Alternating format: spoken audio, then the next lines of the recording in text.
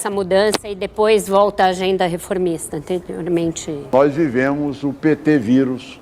Porque se hoje o crime em Goiás caiu, é porque eu tenho controle 100% das penitenciárias. Lá em Goiás não tem visita íntima para faccionado e nem para estuprador. Nós temos 72 facções no Brasil. Me diga uma que o governo federal tenha desmontado. O governo federal dá uma ré enorme, tá certo? Ele não tem nenhuma proposta para combate às facções. Qual ele combateu? Qual ele deu conta de realmente desmontar elas? Qual? Por que que em Goiás é um estado que você não tem nem um palmo de terra comandado por faccionado? Fala pessoal, quero deixar essa entrevista aqui com o governador de Goiás, Ronaldo Caiado. Entrevista bacana, sensacional, onde ele vai falar sobre o desgoverno, vai falar sobre a segurança pública que esse desgoverno não tem coragem de enfrentar e vai falar como se enfrentar o crime organizado, como ele tem feito lá no seu estado. Quero deixar esse vídeo completo aqui para vocês, que ele também vai falar sobre sua candidatura à presidência da República. Antes, deixa aquele like, curte, comenta, se inscreva aqui no canal se não tiver inscrito e vamos assistir esse conteúdo agora. Exatamente o tema que a população está pedindo, pelo amor de Deus, para ver se as autoridades têm coragem de enfrentar o crime, porque você não vai pedir que o cidadão comum enfrente o crime se as autoridades estão ajoelhadas por crime, não é verdade? Então, quer dizer, a decepção da população é essa. E por que esse sentimento de que Goiás é hoje o estado mais bem avaliado do Brasil? É porque o cidadão anda em Goiás. Nós estávamos conversando agora há pouco, nós chegamos numa situação onde um fala para o outro, olha, mas também você estava andando com o celular na rua, como se isso fosse algo errado. Ah, por isso que eles tomaram o seu celular. Ah, você estava andando de bicicleta, tomaram a sua bicicleta. Pelo contrário, você pode andar do jeito que você quiser, em qualquer lugar, em qualquer hora do dia e da noite, falar no celular a hora que você quiser, e é para isso que você tem que ter segurança pública. Porque se hoje o crime em Goiás caiu, é porque eu tenho controle 100% das penitenciárias. Lá em Goiás não tem visita íntima para faccionado e nem para estuprador. E de repente você transforma o escritório do crime num cumprimento de pena. Então, deixou de ser escritório do crime a penitenciária do estado de Goiás e passou a ser um lugar que o cidadão paga a pena. E lá está. Ele quer ser socializado, está dada a oportunidade a ele, lá dentro da estrutura da penitenciária. Mas lá dentro ele não vai ter telefone celular, ele não vai ter cocaína, ele não vai ter quarto de motel como tinha, ele não vai ter churrasco no final de semana, como era a rotina de todos eles. Então, isto é que eu falo a você. Uma situação crítica como essa não exige apenas uma PEC, que todos nós sabemos a duração dela e o debate dela. Isso, se nós tivéssemos um estadista à frente do país, ele já teria convocado as autoridades para declarar uma ação conjunta de combate e buscaria os presidentes dos países, tá certo, da América Latina para que também de forma conjunta pudessem atuar para conter. A cocaína só é produzida em 3 países. Então, se você tem um acordo, mesmo não tendo, mas você tendo como controlar as divisas da Venezuela, da Colômbia, tá certo, e da Bolívia, você faz um desmonte na cocaína. Nós temos a Amazônia todinha tomada pelo Comando Vermelho e pelo PCC, mais as facções mexicanas, venezuelanas e colombianas. Lá está tudo à disposição do governo federal. Por que ele não vai lá atuar? Por que ele não mostra resultado para a população? Então, este colapso é uma fraude que nós precisamos alertar a população brasileira. Eles estão lavando as mãos, eles estão querendo botar a culpa amanhã no Estado, nos estados, eles estão querendo botar a culpa numa tramitação de uma PEC. Todos nós sabemos que PEC é tramitação longa, não é aprovar um projeto de lei. Ele é incapaz de chegar, reunir os governadores para um tema que eles esconderam ele até o dia da reunião nossa. Quer dizer, é justo você propor uma ingerência nas minhas prerrogativas de governador, sem sequer eu ter me reunido para tomar conhecimento, tomei conhecimento pela mídia. Crime, cada estado, por questões culturais e localizações, tem características diferentes. Eu não estou na fronteira da Amazônia. Por que o governo ocupa da Amazônia? Nós temos a fronteira do Paraguai, nós temos fronteira com a Bolívia, com outros estados aqui, com a Venezuela, com tantos outros. Então, cada estado tem a sua característica e você precisa de respeitar as polícias militares, respeitar a polícia civil e a polícia penal para que você tenha braço e força para atuar na sua unidade federativa. E aí sim, ter um esforço conjunto para poder discutir essas decisões nos lugares, como por exemplo, Salvador, Bahia, Ceará, a situação que está o Rio de Janeiro, enfim. Não vou ficar aqui nominando estados, mas hoje o estado do crime comanda a maior parte do território brasileiro do que o Estado Democrático de Direito. Esta é a invasão que amanhã vai chegar no comandando o país, vai comandar todos os poderes constituídos. E todo mundo está por uma questão de se amedrontar diante da violência e da capacidade das facções, se atemorizando cada vez mais e recuando neste combate. É o exemplo do governo federal. Por que que em Goiás é um estado que você não tem nem um palmo de terra comandado por faccionado? Ora, mas Goiás... Não, Goiás tinha 6 cidades mais violentas do Brasil, que eram as cidades do entorno de Brasília. Entre elas, a de Valparaíso, que era a mais violenta do país. E por que que não é hoje mais? Porque exatamente existe um sistema de inteligência, existe a parte operacional da polícia, integrada com a Polícia Rodoviária Federal e Federal, que dá ao cidadão, não é sensação de segurança, é segurança plena. Em Goiás se tem segurança plena hoje em todo o território do estado de Goiás. Então, o governo federal, para você ter uma ideia, tem uma matéria publicada pela mídia que mostra o seguinte: eles mandaram as forças nacionais, né, a Força Nacional para o Rio de Janeiro. Em 45 dias, não prendeu nenhum traficante, gastou 10 milhões e 500 mil reais. Então, você não tem nenhuma eficiência, você não tem braço para atingir a criminalidade e, de repente, você quer se apoderar das prerrogativas do estado de Goiás. Ora, eu não admito isso. Quem foi eleito fui eu. Quem tem que dar segurança pública e tem que me respaldar é a União. Agora, se a União tivesse um compromisso, então é mais uma manobra de tirar poder dos estados, que nós temos essa prerrogativa pela Constituição de 88. Ela é nossa. E ele quer nos tirar essa prerrogativa, como se ele fosse um exemplo de gestão. Mas olha o golpe que eles estão programando para a sociedade brasileira. Olha o golpe que o governo está dando, o governo federal. Ele quer dizer o seguinte: olha, eu gastei 2 anos para querer mostrar a verdade. Qual a verdade? Eu vou retirar a prerrogativa dos estados. Mas eles estão maquiando como se isso fosse... Não, eu quero a integração das polícias, mas sob o comando dele. Não é a integração. Eu pago, nós governadores pagamos, e eles querem dizer quais são as diretrizes que devem seguir, sendo que eles não entendem nada da peculiaridade de cada estado, do crime em cada estado, em cada região. O governo federal está enganando, ele está tapeando a população brasileira.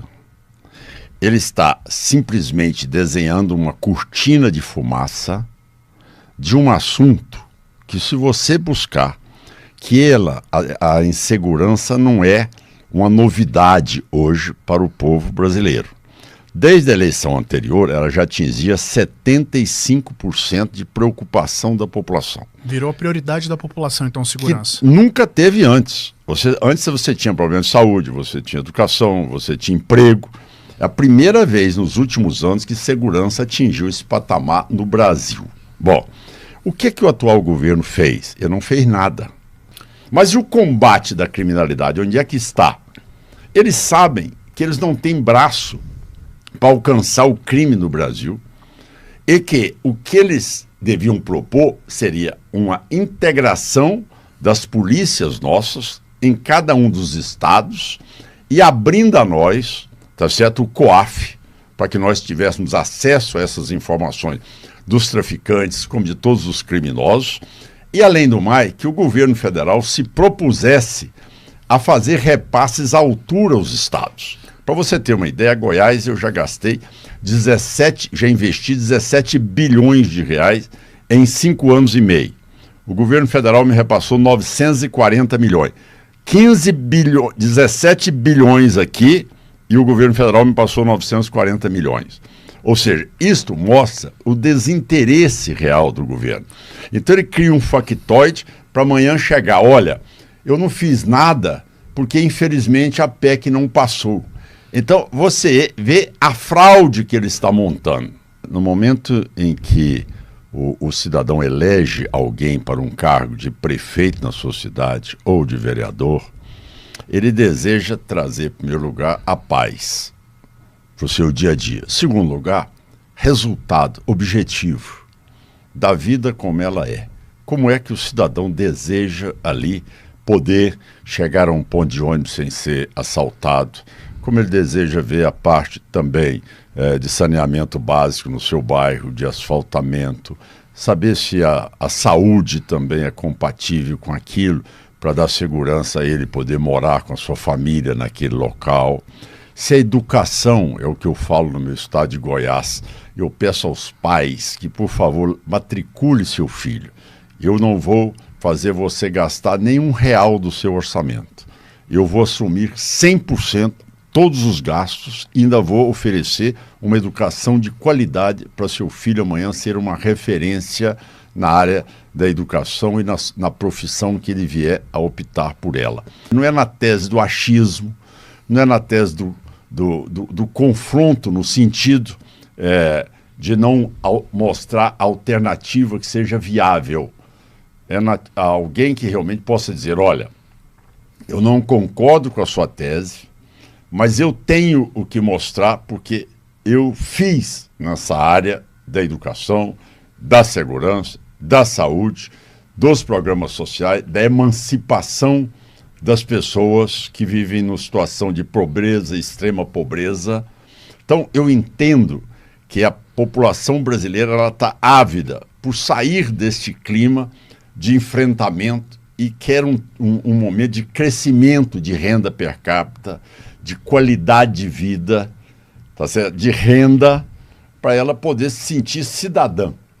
É isso que eu vejo. E o Brasil está devendo muito, a classe política está devendo muito à população, onde realmente é um país que está deixando muito a desejar diante de outros que não tinham nem um milésimo em relação ao Brasil e que estão muito mais competentes em relação de qualidade de vida, de emprego, de condições, tantas outras de cidadania.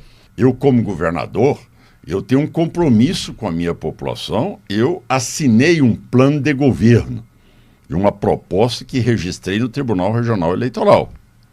Então, a função minha com a verba que é do Estado é de dar sobrevivência e ninguém mais do que eu. Fui municipalista na minha gestão, tanto é que tive apoio de 92% dos meus prefeitos em Goiás. Mas dentro daquilo que foi a política estipulada quando eu fui candidato ao governo.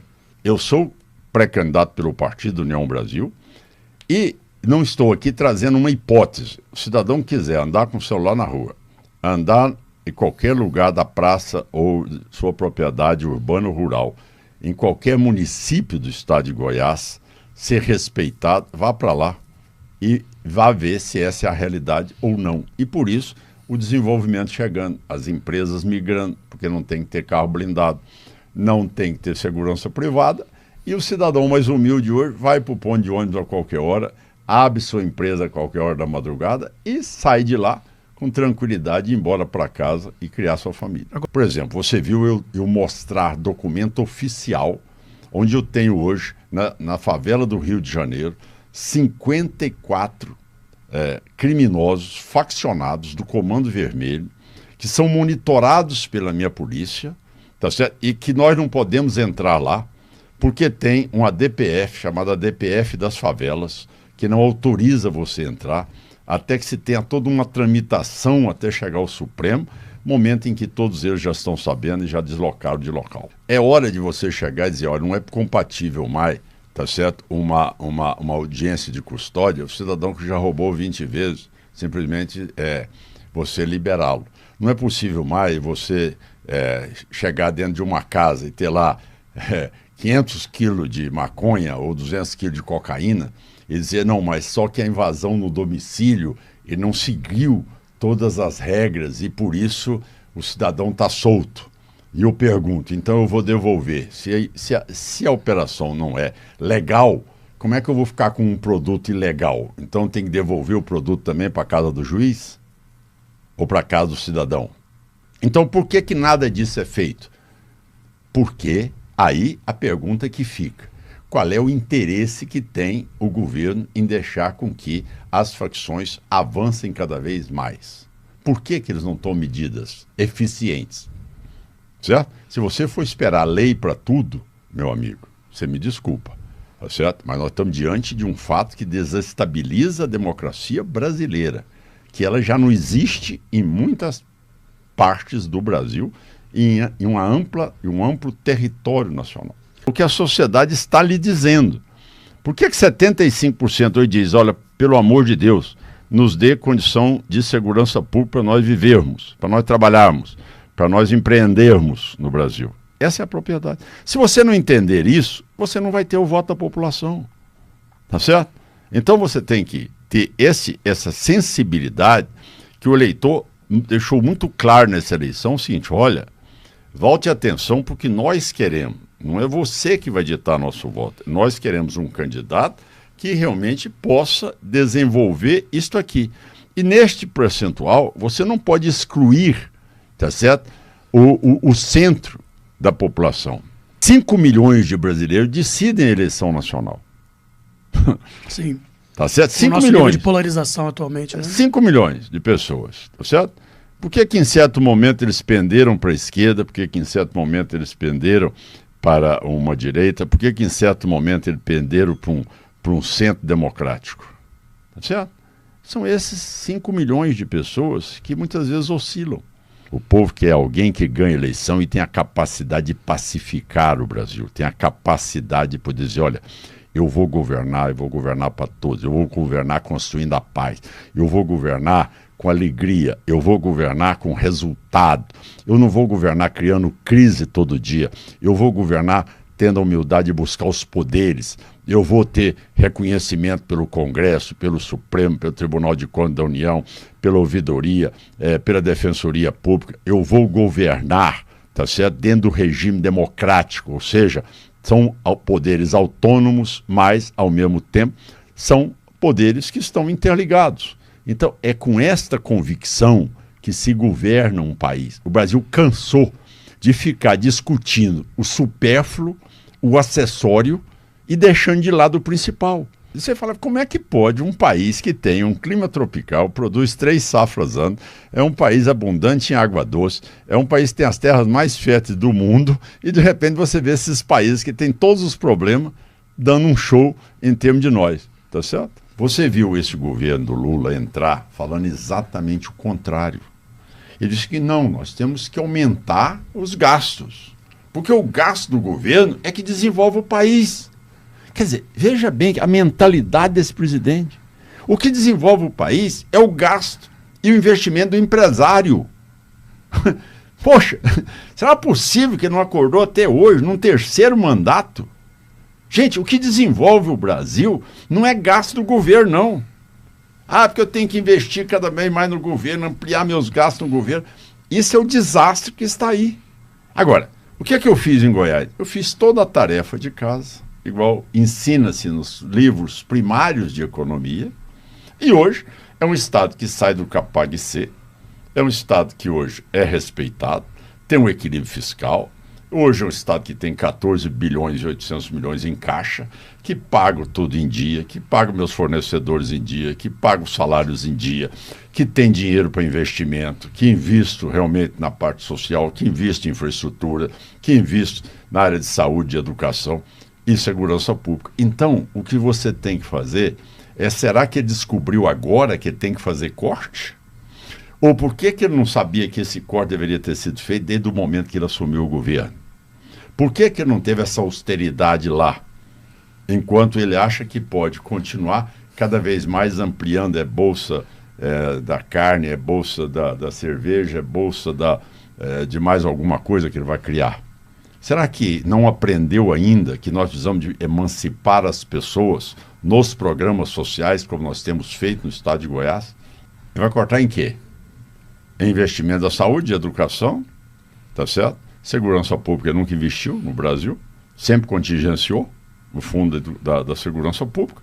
E, em terceiro lugar, não investe nada em infraestrutura. Ele está caminhando para um desastre. Ele não garantiu que seria o equilíbrio e que seria zero o ano passado, ou seja, do equilíbrio de gasto com despesa. Não foi. Já deixou para o segundo mandato dele. O arcabouço fiscal dele já deteriorou. Então, como é que alguém vai acreditar num governo que não garante nem aquilo que ele propõe como arcabouço fiscal? Onde é que o governo atuou nisso? Pelo contrário, ele não atuou nada. O produtor rural não tem seguro rural até hoje no Brasil. Pois é. Qualquer um na Europa, nos Estados Unidos ou no Canadá, o que ele perde, o governo simplesmente repõe. O Brasil corre os 100%.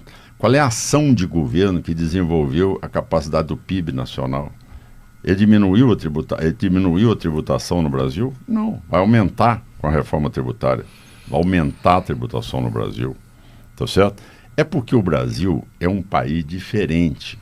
Ele aguenta a preguiça, ele aguenta a incompetência, ele suporta a corrupção, e ele resiste a tudo isso e ainda dá esses resultados que nós estamos vendo hoje na balança comercial. Agora, você imagina bem um país sendo bem governado, imagina o que é esse Brasil na mão de quem tem compromisso e espírito público, tá certo, para governar o país. Eu acho que essa é que é a diferença.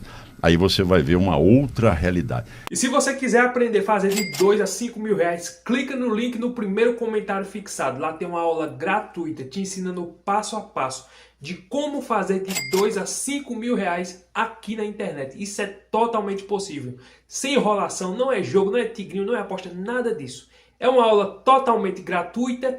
Clica no link, tá lá no primeiro comentário fixado e também aqui na descrição. Lá tem uma aula te ensinando como você fazer com o seu telefone na sua casa, passo a passo. Eu tenho certeza que se você aplicar o que está ensinando naquela aula, você vai ter bons resultados, como eu estou tendo. De 2 a 5 mil reais por mês você pode fazer, desde que você estude e aplique o método da maneira como está lá. Como vocês viram aí nesse vídeo, na minha opinião, Ronaldo Caiado é um dos poucos governadores aqui do Brasil que, de fato, tem resultado e tem moral no que fala. Ele governou o estado de Goiás, está governando, né? Agora ele saiu candidato a presidente, já lançou a sua pré-candidatura, vai disputar a presidência em 2026, mas ele está saindo com moral do seu estado, porque, segundo pesquisas que fizeram no estado de Goiás, ele tem 86% de aprovação no seu estado. Tudo por quê? Porque a população reconheceu o seu trabalho, tanto na educação, na infraestrutura, na saúde, e uma das coisas principais que ele combateu no estado de Goiás foi o crime organizado. É como ele disse nesse vídeo, lá bandido não tem vez, lá bandido não levanta a voz, as penitenciárias é para cumprir pena, não é aquele resort, onde muitos presídios aí parece um resort, lá eles recebem visita íntima, vai advogado, tem televisão, ar-condicionado, vai jogar futebol, recebe salário por mês. Então, faz churrasco e tudo mais. Alguns presídios é assim. Mas lá no estado de Goiás, não. Ele cortou tudo isso aí. Cortou toda a relação que os faccionados tinham para mandar mensagem, ó, faz isso com fulano, faz isso com fulano. Porque a grande verdade é essa. Que lá de dentro dos presídios, eles dão o comando para os que estão fora e tudo acontece assim. Infelizmente, lá nos presídios tem se tornado uma escola, onde aqueles que cometem a primeira infração entram lá e quando sai de lá, sai pior. Essa aqui é a verdade. Tem condição de mudar? Tem, porque em alguns estados. Por exemplo, dele, ele disse que oferece oportunidade para os faccionados mudarem de vida, aprender uma profissão de pedreiro, de costureiro, de padeiro, seja pedreiro, seja lá do que for, marceneiro. Então lá dentro eles têm a oportunidade de se socializar lá dentro, aprender uma profissão. Mas nós sabemos que a realidade de 100% dos que entram dentro de um presídio, 90% volta a cometer criminalidade, 10% é que sai dentro de um presídio pensando em mudar. Essa é a triste realidade, e principalmente quando nós vemos aqui no Brasil que as leis favorecem aqueles que agem fora da lei. Infelizmente essa é a realidade. Essa audiência de custódia mesmo é um exemplo. A pessoa é preso 10, 15, 20 vezes por roubo. Chega lá na audiência de custódia, é interrogado pelo juiz, leva um advogado, chega lá o juiz pergunta, e aí, fizeram alguma coisa com você? Você foi bem tratado? Isso, aquilo, outro. Pronto, aí lá parece que o presidiário faccionado, parece que ele tem mais direito do que o policial que o prendeu. E se, por acaso, ele tiver uma manchinha roxa e ele disser, foi o policial que pegou com muita força aqui, é capaz do policial talvez perder sua farda, responder, sofrer algum processo. Infelizmente, você vê a triste realidade que é aqui no Brasil. Infelizmente, e principalmente o governo que está, que ele passa a mão. Qual foi a ação concreta, qual foi a lei, qual foi a ação que esse governo, juntamente com o seu ministro, tomou para combater a criminalidade, para combater o crime organizado. Não tomou e nem vai tomar. Por quê? Porque ele não está nem aí. O presidente anda de carro blindado, os ministros de carro blindado, tudo com segurança particular. Eles não estão nem aí, não. Quem sofre é a população, né? E o governador falou com muita propriedade. O governo, ele é conivente. Essa que é a verdade. Você vê, um investimento em segurança. Vai olhar o que eles investiram em segurança. Não investiram em nada. As leis aqui, o policial não pode se exceder, não pode dar muito tiro. O policial, ele tem que procurar prender, não atirar. Claro, sim, com certeza, mas bandido não quer saber, não. É igual a esses policiais que vai pro Morro da Rocinha, pro Alemão, aquele lugar ali perigoso ali.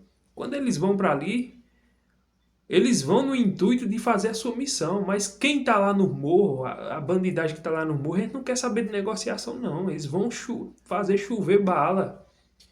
E os policiais têm que reagir. Aí quando acontece uma fatalidade de um inocente sofrer uma bala perdida, uma coisa e outra, e perder a sua vida ali, os culpados ainda são os policiais. É como nós vemos na grande mídia.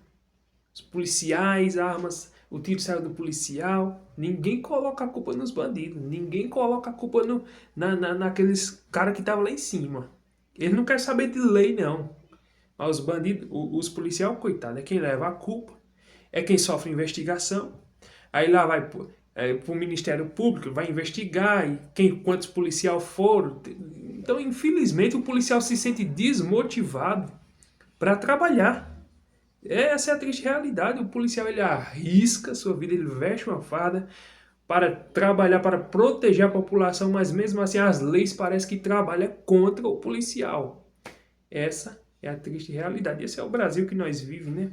Mas precisamos não só mudar a lei e essa legislação que está aí, mas precisamos de um presidente que tenha pulso firme e que tenha moral, que não seja conivente com o erro e com a criminalidade. E com certeza isso já seria um passo a mais para reduzir os índices que está aí.